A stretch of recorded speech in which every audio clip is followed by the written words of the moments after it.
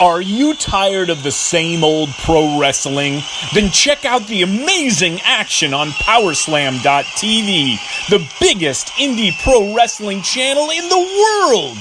Get over 4,000 hours of the best pro wrestling events from over 110 of the biggest names in the industry from over 15 countries around the globe. Get your free trial today at Powerslam.tv. This is Jordan Grace, and you're listening to the Social Suplex Podcast Network. BWB, this is One Nation Radio. You better get it right. Rich Latta, James Boyd came to give them life. The Blackest Wrestling Podcast has come to kick all ass and drop it 6 feet if they kicking trash. Word, let me welcome y'all to something different. And if you dig it, man, you should let some friends listen. We be getting it in, this on the regular, dude. Ravish and flow, but this shit rude. See, James don't rap, so I had to break it down. The whole network, man, we coming for the crown. Raps in the columns, I keep them both covered. Making the beats too, so the listeners can bump it. Hit us with the rating, yeah, I'm saying it's a 5. Before you hit it, talk, bob your head side to side. It's One Nation Radio, and this is the beginning. It's Rich, and I'm here with James. It's time to listen to One Nation. You got to unleash the power of the pyramid. This is Mike Sempervive from WrestlingObserver.com. Check me out on Wrestling Observer Live every day. And also check out your boys, Rich and James, on One Nation Radio. This is Kenny Omega. We're listening to One Nation Radio. Check it out, guys. These guys know what's up. Big Kenny Omega fans, and that's all that counts to me. Goodbye and good night. Bang. Ladies and gentlemen, welcome to a special post Stomping Ground edition of One Nation Radio. The tables have turned. James Boyd is the host. Rich is the guest. He's the one that has to sit and get cut in and out with bad connections and radio and all that. So with that said, what's going on, Rich Latta? Boy, fucking boy. I tell you, you give these motherfuckers an inch, you think they're doing okay, and then they bend you over and they fuck you at the end of it. WWE has continually proven to be an untrustworthy entity. Seth Rollins, hold this L that you were coming out here jumping on Twitter, volunteering this information, swearing to God and everyone else that this was the best pro wrestling in the world. And I don't know, James, did you see the best pro wrestling in the world tonight? Because I don't think this was it, Chief. Nah. I saw some good wrestling. I also saw some bad wrestling. I thought I saw I would probably say like an above average show. But there was really not much like great. There was very little greatness on it. There was probably one instance of greatness, maybe two instances of greatnesses. My God. Greatness high, right? But but the last 3 matches, the money matches, those all left a lot to be desired. And I don't think, for the most part, I don't think it was for lack of trying. I just think it was they just didn't have it because the crowd wasn't behind them, because these are tire stories, and it's part of the reason why half of the arena was tarped off. I don't know. Where do you want to start exactly? You want to run through the entire show, or do you just want to, more or less do big thoughts and go from let's big go picture to small picture? Let's go through the show. I just want to say this is a tale of two halves. Yes. That Alexa Bliss match was a blown tire. Yeah. And they never recovered. Yeah. Your knicks fell off and you never recovered. Yes. Yes. The funny thing for me is, I thought about that and then went through the matches at the end. I was like, oh my God, this is just like their SummerSlams and their WrestleManias, where it's like they start out strong. You're like, look at this. Like, this shows how much talent and depth this company has, that they can go out here and have this quality type of match or matches early on. The crowd's into it. And then eventually they just always hit the fucking iceberg, or they seemingly always do. Maybe they don't always, but it seems like it. And I don't know. We'll go through it. Do you want to start the pre-show or? It's like they put the iceberg in the way themselves. Well, if you want to say that them booking Dolph Ziggler in a semi-main event in 2019 is them making the iceberg, then sure, yeah, absolutely. Yeah. Like, all this stuff is saying like, yeah, they did not like overbook Kofi versus Dolph. The problem is Dolph's in a championship match in 2000 and a top title match in 2019. That's the problem more than anything else. And Dolph's in the dead zone. Right. Like there's nothing there's nothing you can do to overcome that scenario. It's just like putting Baron Corbin in the main event. Like there's only a certain level he's going to reach, and you're not going to top that regardless of how much overbooking or underbooking you do. You're always going to come out and get yourself a good 2.5 star pay-per-view main event, whether it's Raw or it's SmackDown. He refuses to go above 3 stars. This man is like, you know how in NASCAR, I don't know if they still have it now, how back in the day, like in certain races, he used to have restrictor plates so people couldn't like, it was kind of like level the playing field of how well your mechanics are or whatever, so everybody else could pretty much top out at like 180 miles an hour or whatever else. Like, Baron Corbin is restrictor plate wrestling. You will not be over 3-star level if you're wrestling this dude. The only example I can think of is Ricochet a month or two ago. Yes, he damn near killed himself to pull like 3 1/4 out of Baron Corbin. Baron Corbin refused to aim higher. Yes, like Baron Corbin is a kid that hates school so much that you wake him out of bed that you have to drag their ass out the bed. Like, no, I don't want to have good matches. You can't make me. So, yeah, man. Let's get it started, man. Okay, so I believe the first match on the show is what turns out to be the man, Becky Lynch, versus what turned out to be the special guest ref, Lacey Evans. 2 checks, James. 2 checks. I would hope that she would get 2 checks, because honestly, Lacey Evans was probably the best thing in the entire fucking main event. I mean, oh my god, her interactions with Seth, the way that she acted, as such a evil person as the evil ref, was much more entertaining than the actual bell-to-bell action between Seth Rollins and Baron Corbin. So, if you ask me, maybe we should start main eventing Lacey Evans. Look, Lacey Evans and Becky had a better match than them 2 niggas in the main event. That is correct. We will not skip over that main event thing, though. Yeah, no. Okay, so, to me, the story of the match between Becky and Lacey is that Becky is completely outclassed her every way, shape, or form. She's a better wrestler than her. She is wrestling circles around her, and eventually, Lacey gets an advantage by cutting her off and then using her attributes of being bigger and more physical as a striker to her advantage. They have a back and forth. Like, the stuff is actually on point. This time is much better than their first match. Only maybe once or twice I thought that, or not, that I saw that Lacey got lost. Like, she missed a spot once. There was one other thing, but wasn't that big a deal. She came to play. She was physical, and then I thought it was weird at first that by the end of the match Becky ends up getting the armbar to disarm her, and then how quickly Lacey tapped out. But that played into the story for later in the night when in the main event where she goes for a count on Rollins, and she pulls up and pulls the fucking Nick Patrick from Starrcade 97 on Jericho in versus 6. And then she gets the excuse from Corey Graves that her arms hurt, she was in the disarmer, and then smartly, wisely, in a good bit of storytelling, Michael Cole points out, no, she tapped out immediately to it. She's out here sandbagging Seth because she's a piece of shit heel.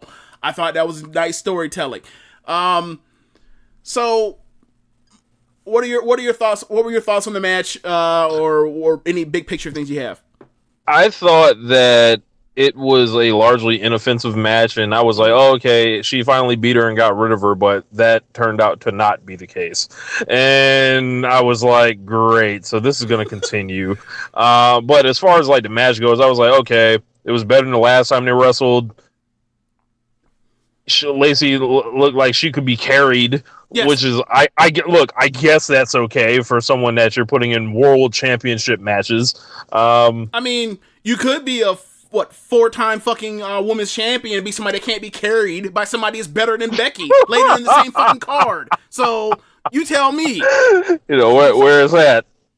Yeah. Yeah. I went the friendly gentleman's 3 on this match. Yeah, I go 2.5 on it.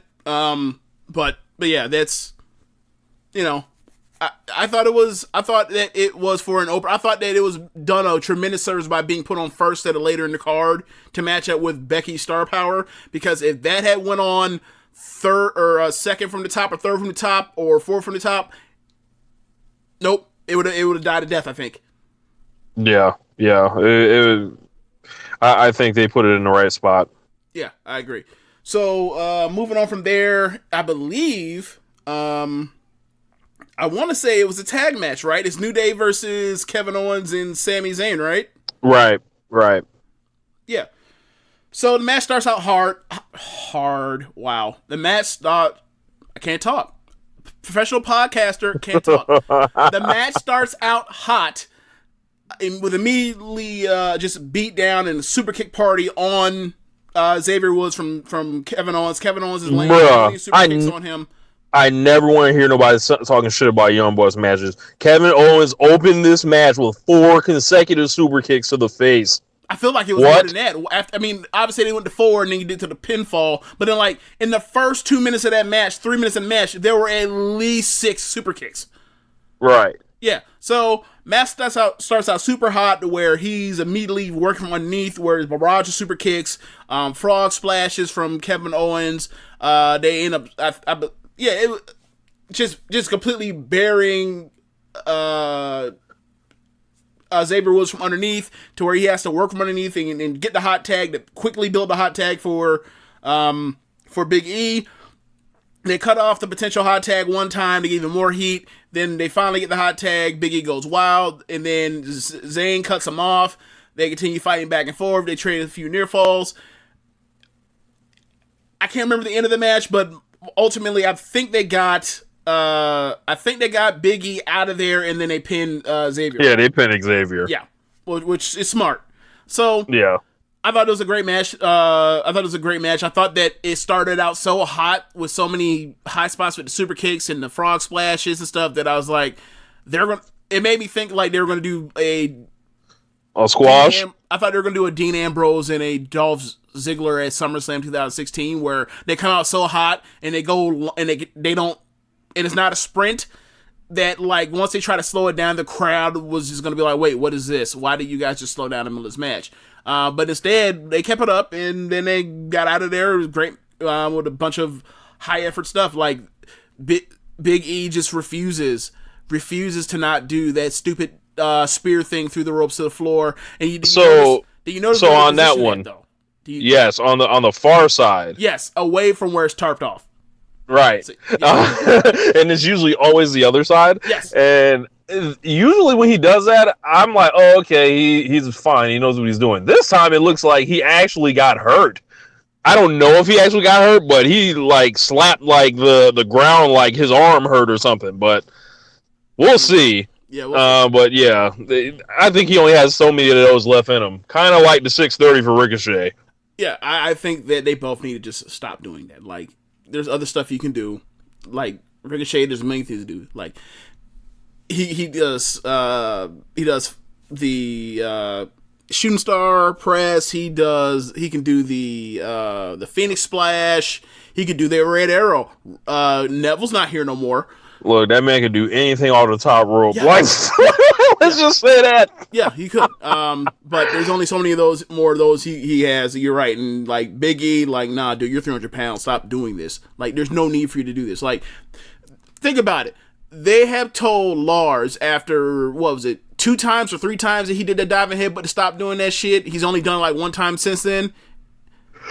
Big E's been doing this diving spear like on every pay-per-view match for like the last 3, 4, 5 years. Stop doing this. And shit, with Lars, look like we won't be seeing him for a while because he's out 6 to 8 months. You just hate to see it. Okay, so moving on from there, it was at now. Well, guess we're now actually talking about Ricochet. How about that for a segue? I guess I can look at that. I guess I can do segues as well as Rich Latta. How about that? So yeah, so you have Ricochet versus Samoa Joe for the United States Championship, and this match is pretty much flippy guy versus big, strong, tough guy that is not dealing with the nonsense of the flippery and flipperation. Nope, not in the house of Samoa Joe. He will whoop your ass. He will pay for it for jumping around. He's not on that House of Pain shit at all.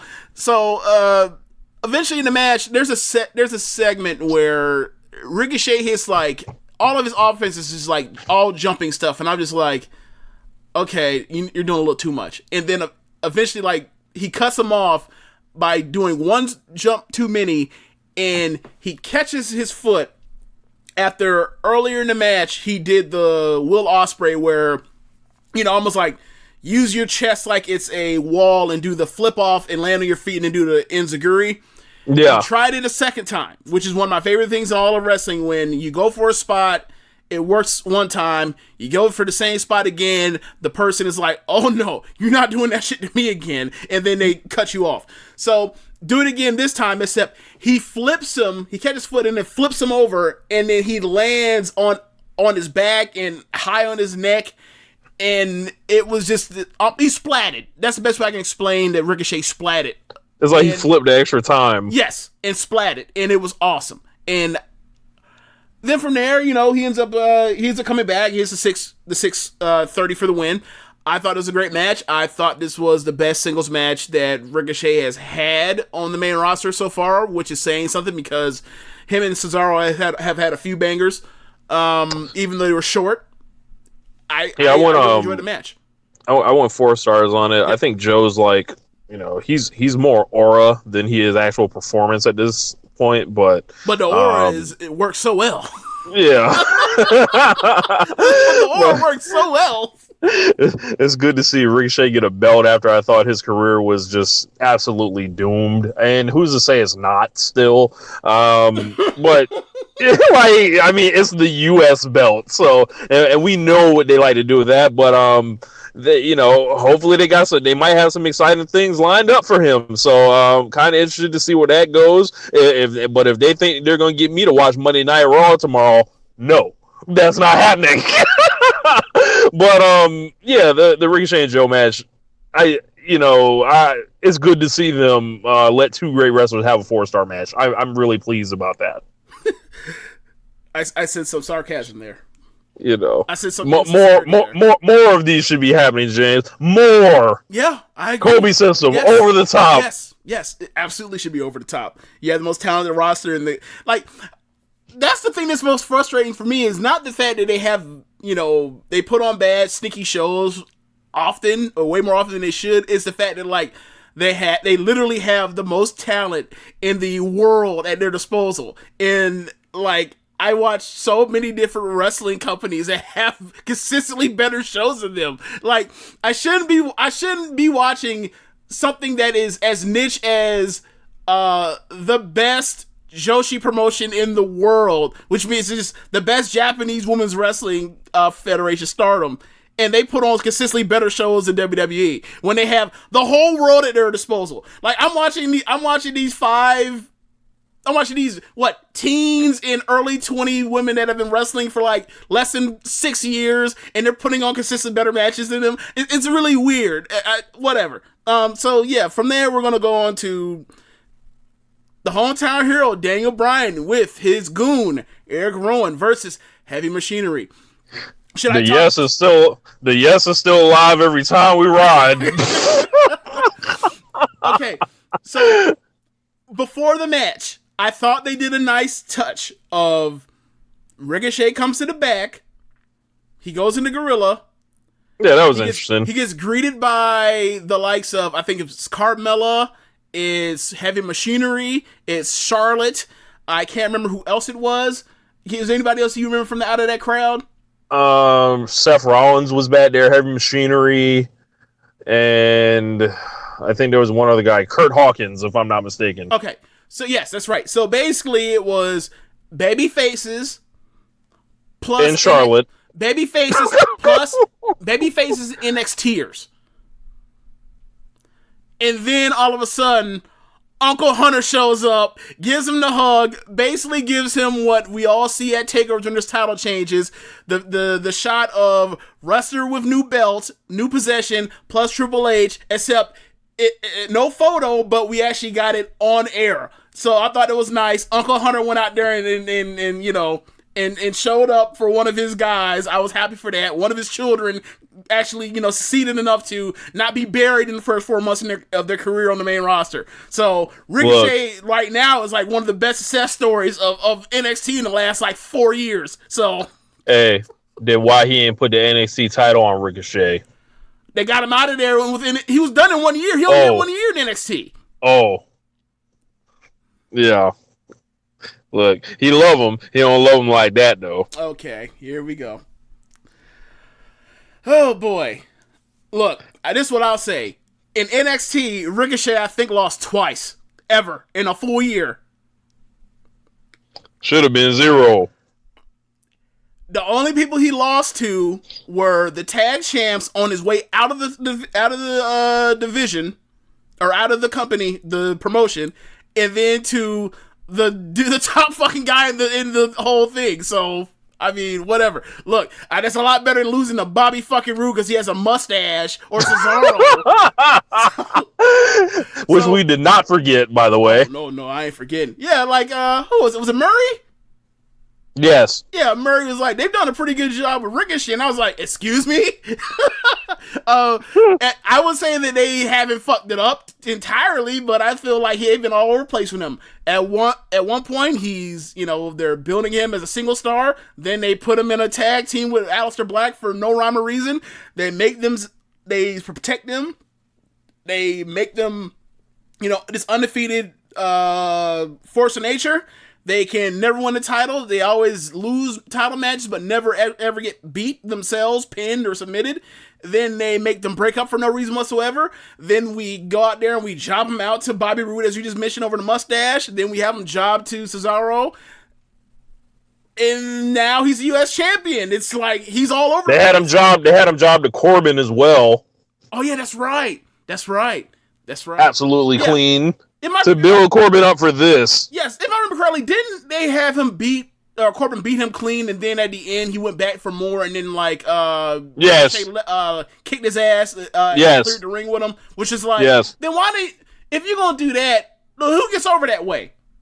Somebody loses and immediately gets embarrassed after the match, post match, like that never gets anybody over. Either person in that position. Anyway, something there. As we transition there, we talked about Tucker, fuck all night Tucker night in Otis. Hey, they were trying to have a match of their life tonight. Yes. Otis hugs Ricochet. He's so happy for Ricochet. He goes, "Way to go, Ricky! Yeah, Ricky!" And I'm just like, Otis is the best. I can't recall any other person I can think of that's similar to Otis. If you know anybody that does, you know, hit me up on the Twitter to tell me like comps besides Chris Farley, like a wrestling comp. But I feel like Otis is the greatest Otis that will ever Otis. I'm sorry. He's better than Otis Williams. No, I mean Otis as far as the person that Otis is, or will never be somebody that's better at being that particular creature in professional wrestling than Otis Dozovich. So Otis. So I think Otis Williams. Look, I'll say this: Otis Dozovich wasn't that one. Otis Dozovich would be out here singing like a sucker about his old girl to his new girl, like Otis Williams. How about that? So I think you feel about Toriano how I feel about Otis. Oh my God! Otis Dozovich is so much better than Yano. Get out of here. Anyway, so look, Otis. I don't know how to explain this match. This match pretty much is they are keeping Otis kind of away from at the beginning of the match. They have Otis and Bryan. They're wrestling. Bryan is just out sticking and moving him until he eventually gets his hands on him. The match is kind of built around the two monsters. Otis is the monster, even though he's shorter, but he's wider and thicker and better and more charismatic. And the other monster on his side, which is Eric Rowan, and they wrestle around that, and then eventually they both get in the ring together, and they basically hit ropes and shoulder tackle each other over and over, double clothesline each other. It's a hoss battle. And then Tucker Knight gets in. He does a dive on the off the top rope to rolling on the floor. While this all happened, before this all happened, Daniel Bryan tagged in was legal man. Tucker gets back in, and then Bryan hits a small package on him against the W. The crowd. I thought at points they did very well by playing for the fact that, like, yes, Bryan's a heel, heavy shooters are faces, but we have to let some things slide because, and it doesn't matter what we do as far as how we work this match, Daniel Bryan it don't matter. Cheered. And they work at points too that it reminded me of the classic WrestleMania 18 Hogan and Rock, where it's like, we came in here with this outcome, this is a story we told, but we know how this crowd is reacting, so we have to adjust accordingly at points. I thought they did a good job of that between them, and I thought that between some of the smart stuff they did in this match as far as classic simple tag team storytelling and Otis just being just like the life of the party, I thought that they did a really good job of putting on a really fun match. I thought it was an awesome, simple match, yes. And I thought Tucker actually, I thought he showed a lot more than he's ever shown before. Like, as far as not even just the moonsault off the top rope, I'll leave that out. Yep. Like you can talk about like going face to face with Daniel Bryan, like the kind of diving around, like the rolls and all that. And he looked like he's not just a big stiff that's out there, which was nice to see. This is one of the first times he didn't feel like just a guy. You're right. Breaking news. AJ Styles will wrestle Ricochet tomorrow in a non-title match. Oh, yeah, I figured that was coming. I was like, yep, they're going to get me to watch Raw. So, I guess I'll be watching Raw tomorrow. Next match after that, this is where the wheels fall off. So you know what this is, right? So this is this is like when you remember Baby Boy, right? When Snoop was running away and they shot him in the leg and he fell down. WWE fell down for the rest of the show from here. Oh my God. Okay. I mean, yeah. Bayley versus Alexa Bliss for the SmackDown Women's title with Nikki Loon on the side of Alexa Bliss at ringside. Yikes. Okay, how do I tell the story of this match? Alexa Bliss wrestles the same match as she's wrestled since she's been in the Performance Center. Yeah. Essentially for 4 years now. Yeah, like, there was a story to be told in this match about revolving around the turnbuckles, where, like, Bayley was running Alexa into turnbuckles at different points in this match, and I kept thinking to myself, why the fuck are they running her into turnbuckles, knowing that she, her concussion history right now, right? Then I thought that was weird. Then they do, but the thing with this is, okay, so they're basically doing like flapjacks. They're doing like the things where like Alexa's running to Bayley in the corner, Bayley lifts her up and flapjacks her onto the top turnbuckle, but like Alexa is so careful not to hit the turnbuckle that it just looks fake and her head never even comes close. So it's one of those.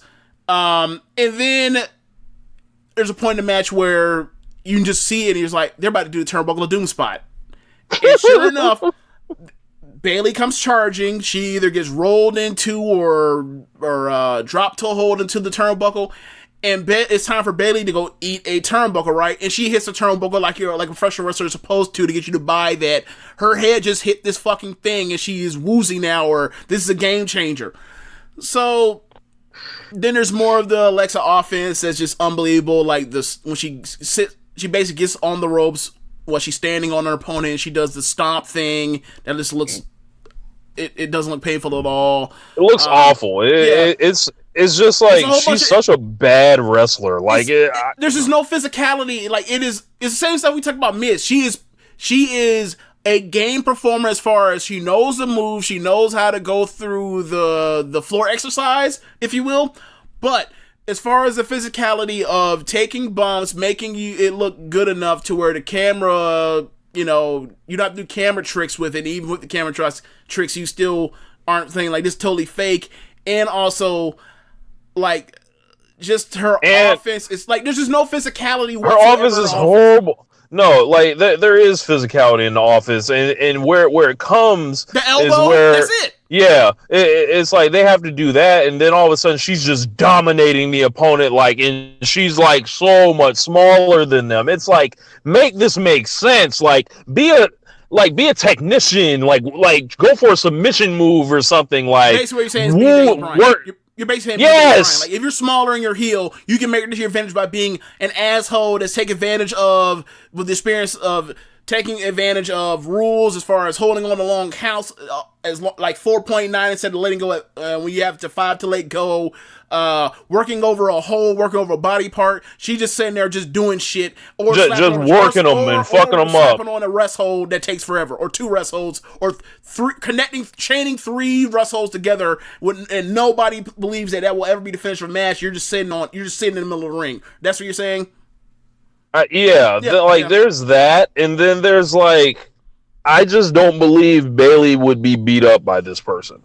Yeah. At all, and they don't even attempt to like make it like, let's just get through this, man. No, and you're right, and that's the reason why I've always been off from day one. I was like, what are they going to bring to the table for Alexa to make it believable? Because I remember the first feud she had was when she was in there with Becky Lynch. She said something along the lines of, "I am everything of a WWE superstar. You're not." I was like, if y'all two were men and if Vince McMahon wasn't a sexist and he booked both divisions the same exact way, he would book you, Alexa, like a fucking geek until further notice so that you could prove that you had the physicality or the whatever to overcome the size. You were so much, overcome the fact that you were so much smaller than the rest of these women, but they haven't, they never have, and when she's out there with going for more than 5 minutes with Nia Jax, or she's out here with Charlotte Flair and they go for a long time, it's just unbelievable, and you just like, okay, whatever. And for me, I really don't care. I can deal with the small thing, but when you're in WWE and they beat you over the head with every fucking story they tell us that the small person cannot hold up unless you have a reasonable explanation, and then once it's the women, it just goes out the fucking window. They don't jive with me. Like, there's a rub there. There's something they just completely have missed on that. And the only thing explaining is they just see, oh, they both have vagina, so therefore it's all the same. The artists of your Charlotte Flair, and you really need like 2 or 3 women to go out there and spot her off that damn top rope moonsault or whatever she does off the top rope to the floor. It's perfectly okay for her to go wrestle with little ass Alexa Bliss, even though like someone like Sasha Banks just towers over her and is so much more physical and bigger than her. I miss Sasha. Please come back. So anyway, the whole story of the match is they're fucking around with this turnbuckles. Bayley like I left off at Bayley sells that one turnbuckle really well. Then there's another spot where Bayley gives Alexa the same freaking sunset flip powerbomb thing that we've been saying is stupid for Alexa to be taking for months now, or actually since the night after WrestleMania 35. They did it again. Then there was a weird spot where I think Bayley wipes out, or is trying to take out Alexa on the floor. Nikki's in the way. Nikki's laid out. Alexa has the match won. Nikki goes out to cause a distraction for Alexa because she wants to get even with Bayley. Bayley is to get advantage of it, and then she ends up hitting the belly for the win. It was not a good match. Thank the Lord. Yeah. Thank the Lord. Yeah. And I guess this evens them out for 2 years ago, I guess. No, it doesn't. I mean, it's a better match than that one, but no. Like, they never need to wrestle each other ever again. So, speaking of people that never need to wrestle each other ever again, Roman Reigns versus Drew McIntyre with Seth Rollins. Shane McMahon ringside with ringside doing all the interference. They're having more or less the same fucking match they had at WrestleMania, except it's more heat because they're getting the Shane stuff involved, and then you have parts where Roman is laying out Shane different points, and then he turns around and he's starting to get taken out by Drew for near falls. This match was not good until the very end of the match, probably like the last 5 minutes of the match. And it turned around because of more and more cheating got the match over. Like, will Roman overcome? Will Roman overcome? And he eventually overcame Shane's cheating in Drew McIntyre, which means I now never want to see them wrestle ever again. Thoughts? I never want to see these dudes wrestle each other again. It's a mirror match. They're both boring. They had him get McIntyre out of there already at WrestleMania.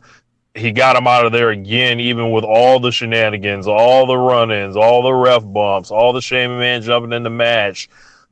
Only WWE would do Drew McIntyre and Roman Reigns and have it be about Shane McMahon. And you know what? There actually is a decent story there, but I don't think they're ever going to get to the story. The story is that Shane is a geek who won Best in the World trophy because he faced Dolph Ziggler after Ziggler had wrestled in 3 matches to get to the fucking thing, and Shane was fresh, and he took advantage of that, and he took that to, with the Miz thing, and he cheated with Miz left and right, and then he's fighting Roman, and Roman's whooping his ass, and then Drew is actually not a geek. He's actually a legitimate guy. So he was actually cunning and swift, and him cheating helped Shane win. But now when Drew's in the ring and Shane's actually a fucking geek, his interference is ineffective because he's a fucking geek. So Drew loses. Like, there is a story there. Do I think eventually they're going to come around to where Drew all of a sudden wakes up and say, hey, why the fuck am I helping this fucking geek?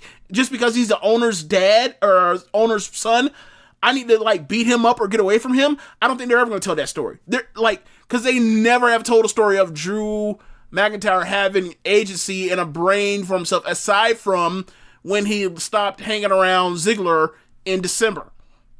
Yeah.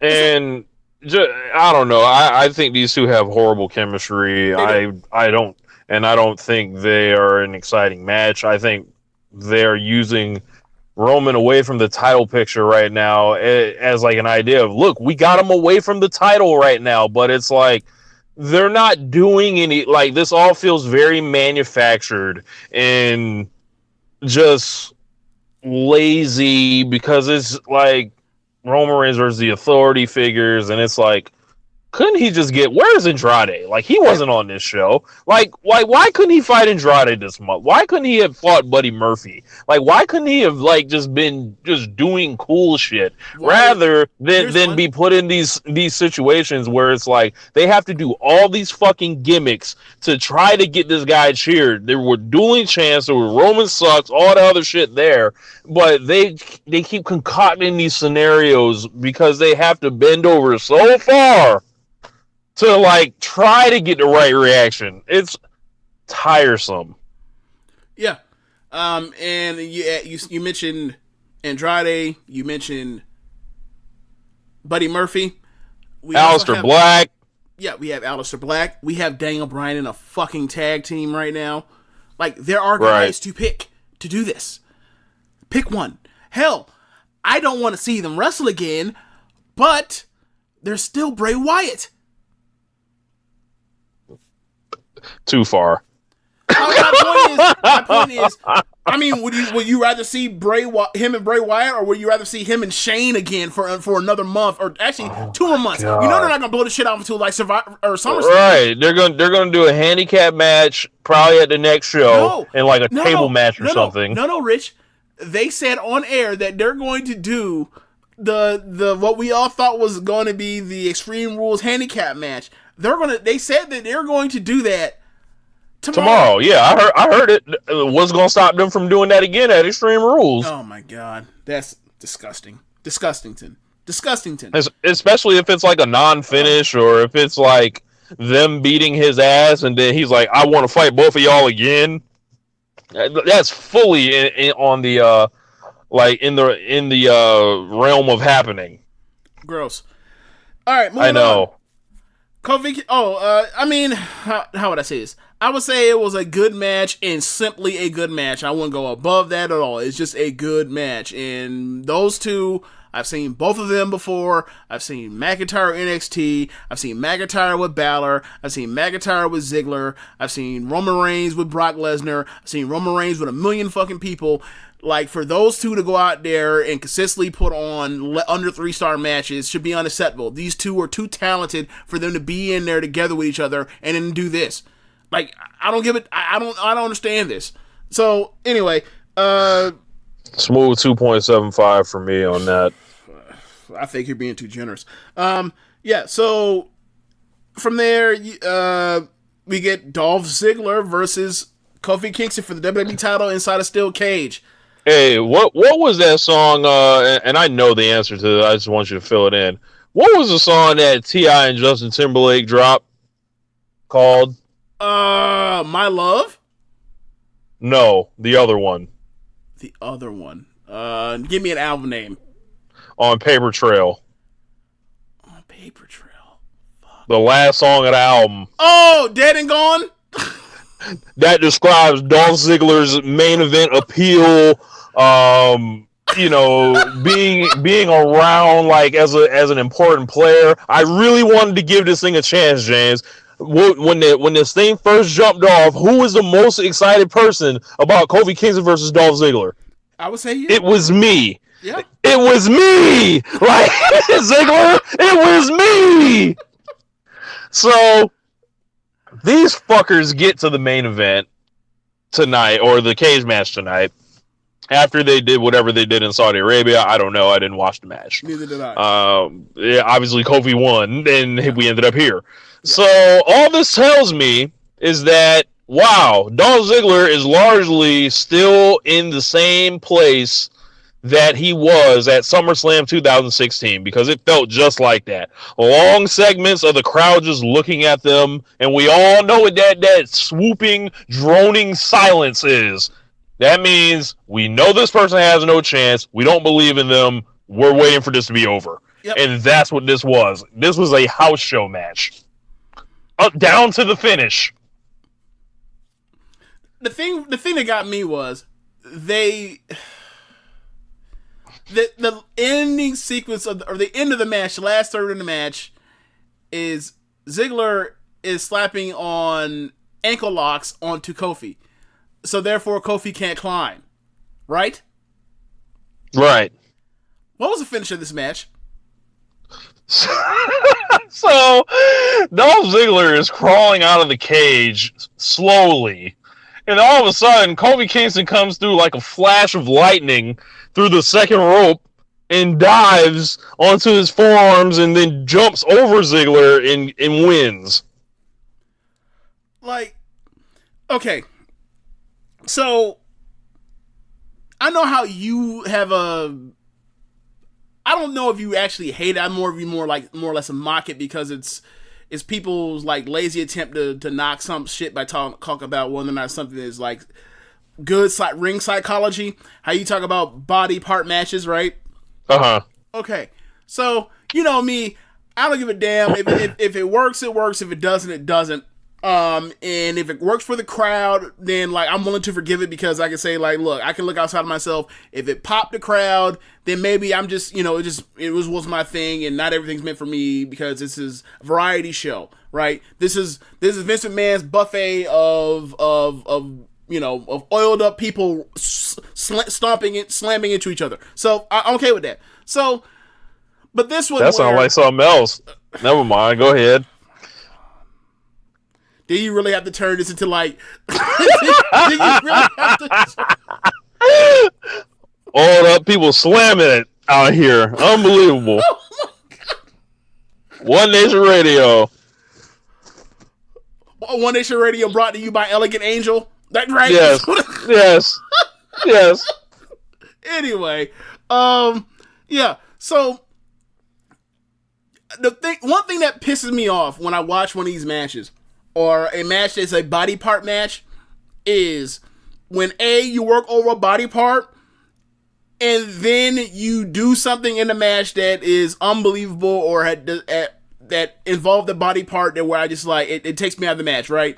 And I can understand you having a hurt body part or like a hurt leg, and then you're still able to run throughout the match as long as you sell it before, at some point, before, during, or after said move you do that involves running, jumping, or landing on that bad body part, right? So, right. And as long as you do it like judiciously, like you can't be out here spamming the run and dive button like you're fucking Seth Rollins, right? That is just that's beyond the pale for me. But the thing for me is, I enjoy things where like you work the body part, then it plays to the finish. Like one of my favorite ones is, do you remember the Del Rio in Christian match from, I think that's SummerSlam? Can't remember which year it was. Where 2013. Yeah, he works over the arm. Del Rio has the arm breaker. He hits the edge spear, and then he freaks out because his arm is hurt so bad, and then it gives Del Rio enough time to recover from the spear and then slap on the arm breaker for a win. That was a masterpiece of selling, right? So they're working over his ankle. He tries to climb Kofi tries to climb while being in an ankle lock, and then it doesn't work for him. So he reverses. He gives him back in the middle of the ring with that ankle lock, and then Kofi escapes, slaps on his own ankle lock, and then fucking stands up on his bad leg. And I was like, fuck. Yeah, the ankle lock that he was applying when they were trading the holds, I was like, Kofi's not a submission guy. Right. Dolph's not a submission guy. Right. It's like, it's on the wrong way, it looks like. Right. Like, if this was The Miz, people would be fucking, like, lighting him on fire for this. So we need to light Dolph ass up the same way. Okay. But my thing is this. They did that. He reverses the move, then stands up on his ankle that is supposed to be so damaged immediately while slapping on his own version of the ankle lock. And then they immediately go to a finish where he's on the other side of the ring. The cage opens up. Dolph Ziggler's climbing. This motherfucker runs, jumps, and dives through the ropes to the floor, and I'm just like, why do you even bother? Why? And these are two people that I like. These people I enjoy. When I hear people talk shit about the fact that he only got Dolph Ziggler, for me, it's like, look, these are generational rivals. Like, they all belong in that Cody Rhodes. Trying to think who else people that were in that mid-card Miz era, Sheamus, or more like the mid-card, like the young guys that should have been the guys, but they never got the spot because like the old guys never went away, right? Right. And Vince got more and more into wanting to put older guys on the card, and that like kind of screwed up what was supposed to be their destiny, right? So we have to have Cody in AEW as opposed to here right now. So I'll take that. I don't disagree. But my point is still like, you had that talent, you screwed it up, and now that talent is succeeding outside of your system, thereby exposing your system. So they had that match. I'm just like, and they get through the match. I'm like, it was an okay match. It fell apart at the end. The crowd died while watching it at the end, and I'm just like, all right, move on now. It's time for whoever next is up now, or whatever else, like new challenger. Yeah, new challenger, real challenger. Yeah, like somebody that's kind of dangerous for the reign that Kofi can beat up next. Like, bring Randy Orton's ass out. Give him Andrade. Give him somebody. Give him a big star. There's always like the risk. Like when you got a first time champion, it's like, all right, can we have him in there with dudes like to make it feel like a big deal? Like Kevin Owens, like they've done so much damage to him over the years. It wasn't necessarily the biggest thing that Kofi was wrestling Kevin Owens. Ziggler is much of the same. Kofi needs somebody at his level now as the champion or above that to get in a feud with, I think. Yeah, I agree. Like right now would be a perfect time for like AJ to come back and be like, you know what? SmackDown was the house AJ Styles built. You're the champion. You've been a great champion. Let's run it. He eventually turns heel on him because you could kind of see with the Bullet Club around him that like he's going to turn heel again. Like, and right now it's like he's about to do that on Ricochet. So somebody's going to get the benefit of being in a hot program with a newly turned AJ Styles, but it seems to be Ricochet as opposed to the guy who probably needs it more because he's the fucking champion, but whatever. Like somebody's going to get it and it's going to be a good feud, so I can't complain, right? So So from there, we have Baron Corbin versus Seth Rollins for the Universal title. You take it away. I don't have the energy to recap this one. Yikes. I thought this was a dud. 0 stars. I can't believe that Seth Rollins brought his ass on Twitter yesterday while the fucking G1 climax is set to start in a week and a half. Do me a favor. Can you find the tweet and read it verbatim, please? Holy shit, yes, I will find it, because we don't want to misrepresent Mr. Rollins and his thoughts and opinions and feelings that he seems to be in. Yeah. He not only sent out one, but two tweets. He doubled down on it. Yes, yes. 4 days ago, WWE said WWE superstars look to kick butt and take names at WWE Stomping Grounds live this Sunday on the WWE Network. Seth Rollins quote tweets it, "Best pro wrestling on the planet, period." So for everyone that's seen this tweet and tried to distort it and twist it and say, oh, well, he's talking about NXT too, he's talking about WWE as a whole. No, he's talking about this show was about to be the best pro wrestling on the planet, period. That's what we was about to see, James. Yes. And also, later on today, he doubled down on it, and when he said it, for those that want to include NXT or the NXT UK or 205 Live to help buoy his argument, he even distanced himself further from those sub-brands from the 3 through 5 brands of WWE by talking about how much people are on the road, how much he is on the road, and how he believes he's how much he's on the road. That would not include the NXTers or the 205 Livers, because 205 Livers don't do tour money. That's the reason why Neville's not here anymore. So, would you like to touch on that one as well? Yes. I guess, Seth. I don't know who you're trying to score points with on this one, but no. I'm saying, can you tell me what the one he said was today? Like, what was that tweet from today where he doubled down on it? Can you read that one for us? Yes, let me just pull that one up. Of course, I just cannot believe it. Yeah, so as I slowly find this, I am gathering my thoughts to make it clear what Seth was talking about. So I'm really fucking up, y'all. No, but I got it. I will have it. I found it. Oh, you got it? This okay. is from 5 hours ago. This is during the pre-show, right? When Tozawa, Gulak, and Nice went out there and had a great match. It was the best match, bell on the entire show, but it's a pre-show. It's still a lot of people don't know these people. Anyway, he says, doubling down, best pro wrestling on the planet. See that cruiserweight triple threat, ? And that's just one night. One match amongst the many. Find anyone else who does what I do as well as I do as often as I do it. You can't. Hashtag WWE Stomping Grounds. Hashtag Universal Champion at WWE. I didn't know Will Ospreay died, James. I don't...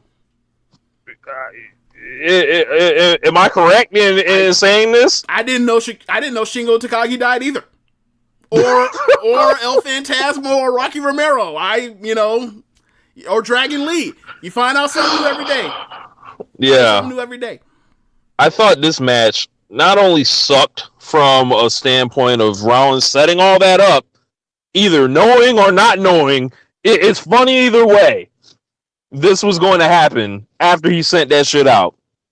To where he goes in there, he must have slipped and fallen into the field of ambrosia that Dusty Bros was talking about, and not remembered that he had to wrestle Baron Corbin tonight. Let alone the gimmick referee, the bullshit ending the match and restarting it twice.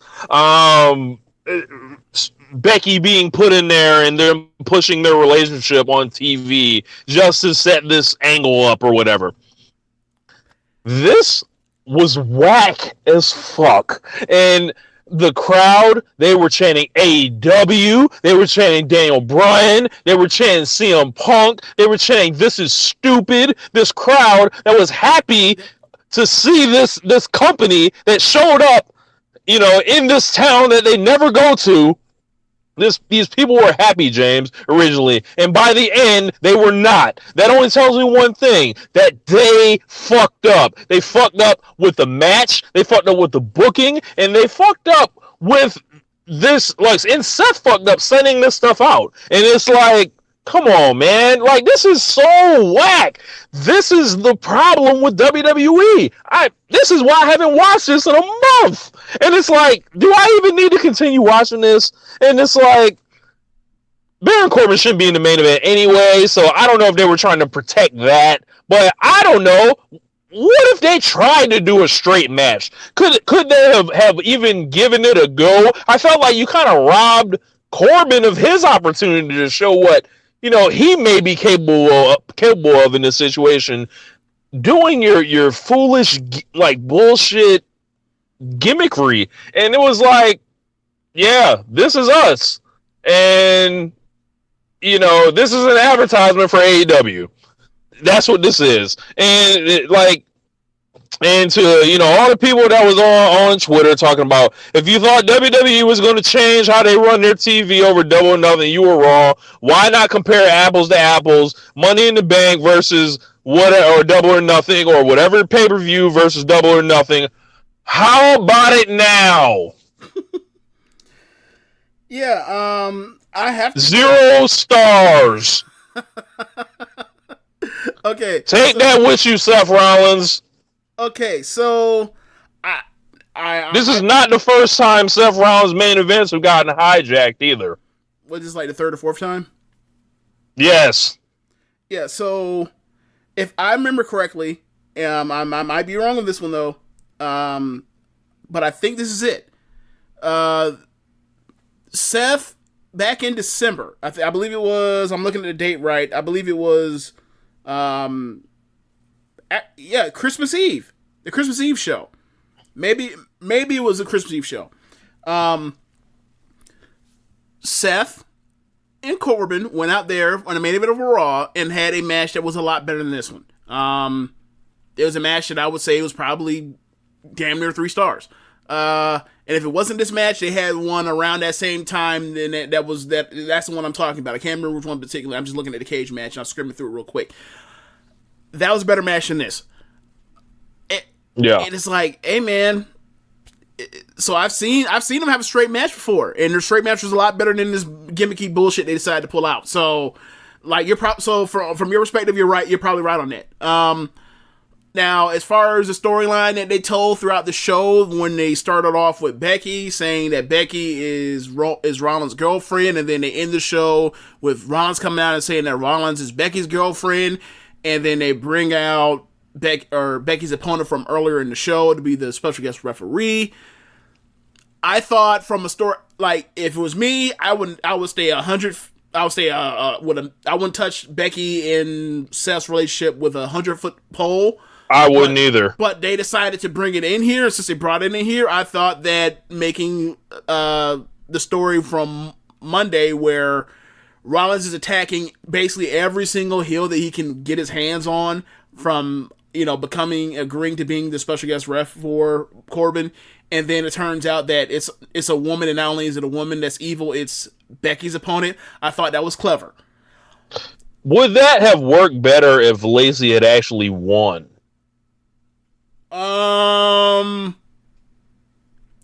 Not if you want Seth to win. Okay. Because I think that if Becky wins, if Lacey wins, then, like, she's already shown that, like, Becky can just come out and whoop her ass. Mm-hmm. I'm sorry, that if Becky comes out, like, Lacey can just whoop her ass. Or get the better of her at any point. Like, you want it to be where, like, she's a fucking geek, at least for now, she's a fucking geek, and then she comes out there and beats a fucking geek again, and then you get the payoff of the heat of the slaps and the low blows and the shitty count out slow counts and the restarting of matches and the bullshit counts and the all the other stuff. Like, I feel like that was a good payoff for all the heat you had to endure during that match that Lacey gave you, and I thought that Lacey did a really good job as a special guest ref. That was the best thing about the entire match. So, I really had much say. I thought it felt like Randy Savage versus Hulk Hogan at Halloween Havoc '96. The 1, 2, my arm hurts. That Nick Patrick. That's exactly what it was. Yes. Yeah. Yes. Like Nick Patrick had a history of being a fuck nigga, and like. Hey, and guess how many stars those ones used to get? Oh, them shits you get duds. 0. Yep, duds. Yeah, them shits duds. Yeah. Just like this, a dud. Yeah, like it was a point to where like when the crowd, and there's another thing I wanted to point out when you mentioned the chain of AEW and This Is Stupid and CM Punk and everybody else. Did you notice there was another chant involved in that? And it's funny because we've been talking about how when WWE and WWE fans feel attacked or their identity is at stake when people criticize the company for making bad television, that the thing they don't champion is the best thing WWE's ever done is NXT. The crowd chanted NXT with Hunter and Gorilla. They chanted NXT, and it further illustrates to you that like people that watch NXT, people that watch WWE, people that are outside WWE, they're just watching all of wrestling, even though it is owned by Vince McMahon, people truly don't, I guess because it's so different in their approaches as far as simplistic wrestling versus like convoluted sports entertainment, that like people, like it's not just a, we feel like we're tripping on this. Like there are large groups of people that are holding up NXT as a shining example of what is the anti-Vince McMahon sports entertainment. And they did it tonight by going out there yelling NXT at a WWE show, even though WWE owns fucking NXT. It was wild to think about, like in that sense, like, and this is why people that are like so attached to defending and apologizing Vince McMahon's bullshit come out there and diss themselves and hyper criticize NXT at times, as opposed to saying, no, fuck you, NXT's awesome and Vince McMahon owns it. So this is part of the variety that they're talking about when they're trying to give you everything, and y'all like to shit on everything. Y'all don't shit on NXT. This is also Vince McMahon that's funding this shit. So why don't y'all shut the hell up? No, they hold that as, man, whatever, man. NXT? No, I don't really recognize the NXT shit, even though, like, that's the shit that y'all should be championing and holding up to say, like, this is the reason why you still pay for the network or come to their shows, because NXT made all these guys feel special, and then WWE, the main roster is more or less where they house all the alumni. They don't even treat it like that, and it's like, this is a shining example of they don't make that connection either. You know why? It's like it's because they love Vince more than they love WWE. They love Vince more than they love like yikes anything. Like they come out there and they excused him busting Roman Reigns' head in the main event of WrestleMania. Like, they excuse that and let that slide because they love Vince McMahon more than they love, like, the wrestlers themselves. More than they love, like, actually, like, they love Vince McMahon more than having integrity behind what they say and everything like that. These people are true gaslighters that operate like somewhere out of Fox News or something like that. It's insane. Wow. Quite frankly.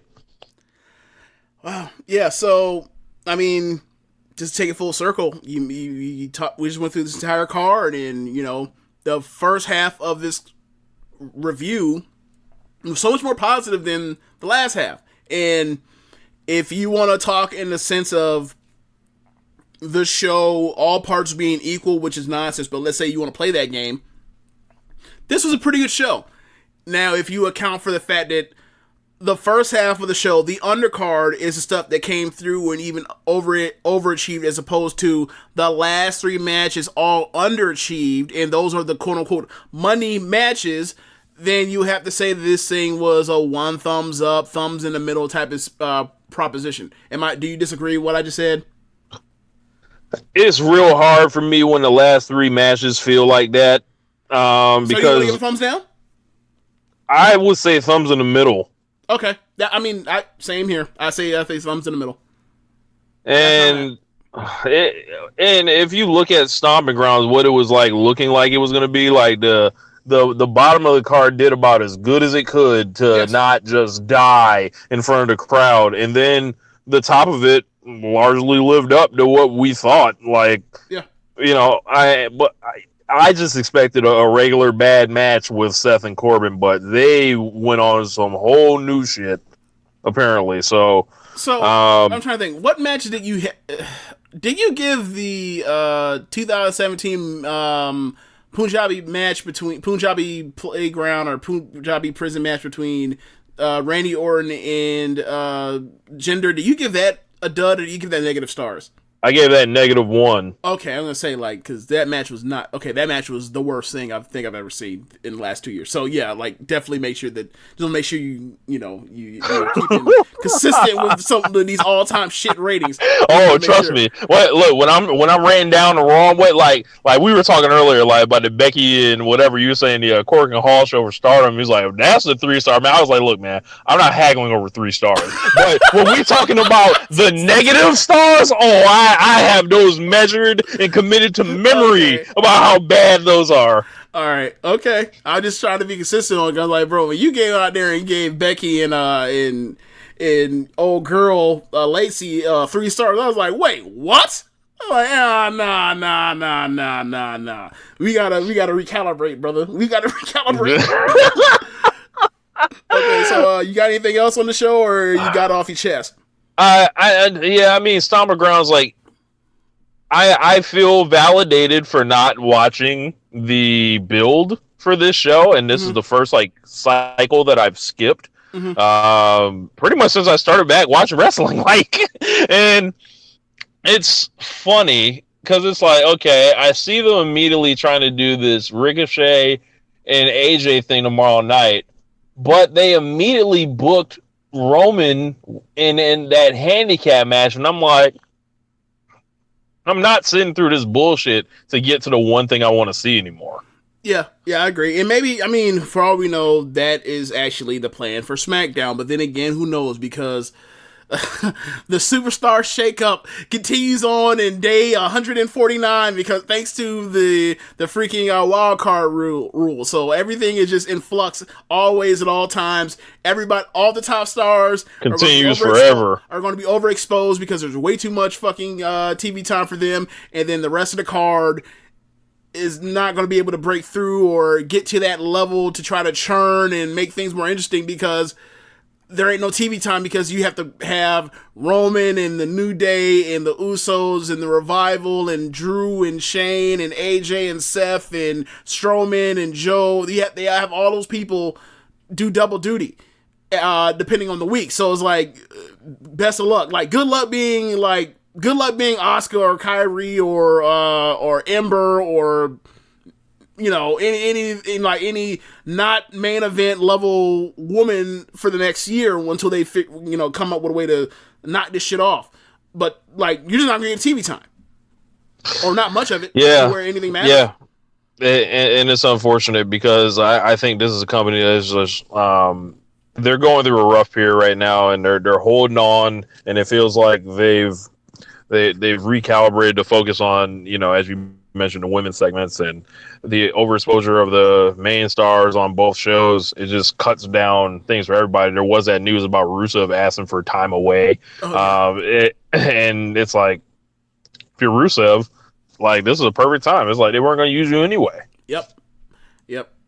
And Nakamura, what they going to do? They're probably going to tell him to go home to go surfboard. Right? Yeah, you know, they say that's the only thing that man likes to do. Like, I'm like, get the fuck out of here. Like, no one wants to surf that much. And then the funny part is, I saw recently, like, there are YouTube videos of him surfing with the GoPro out there on the surfboard, and, like, he does look like he's really at peace on the surfboard. That man really does look like he is one with the waves. Literally. Wavy. Wave man. Max B. Yeah, man. Silver Surfer out here.